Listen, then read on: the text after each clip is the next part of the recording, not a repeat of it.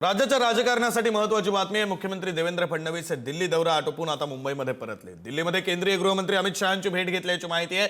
शहांसोबत राष्ट्रवादीच्या विलीनीकरणाच्या बाबत चर्चा झाल्याची माहिती आहे। भाजपच्या इतर वरिष्ठांची देखील मुख्यमंत्र्यांनी भेट घेतली असल्याची माहिती आहे। अजित पवारांच्या निधनानंतर पहिल्यांदाच मुख्यमंत्र्यांनी हा दिल्ली दौरा केलेला आहे। प्रतिनिधी शिवाजी काळे आपल्यासोबत जोडले गेलेले आहेत। दिल्लीमध्ये नेमकं काय घडलं, काय चर्चा सुरू आहेत त्याबद्दलची माहिती शिवाजी देतील। शिवाजी, राष्ट्रवादी काँग्रेस पक्षाच्या विलीनीकरणासंदर्भात ही बैठक झाल्याची माहिती मिळते आहे। ज्या पद्धतीने राज्यामध्ये घडामोडी घडताना पाहायला मिळत आहे, पवार कुटुंब एकत्र येताना पाहायला मिळत आहे, त्या सगळ्याच्या पार्श्वभूमीवरती बदललेल्या राजकीय समीकरणाच्या संदर्भामध्ये ही बैठक होती।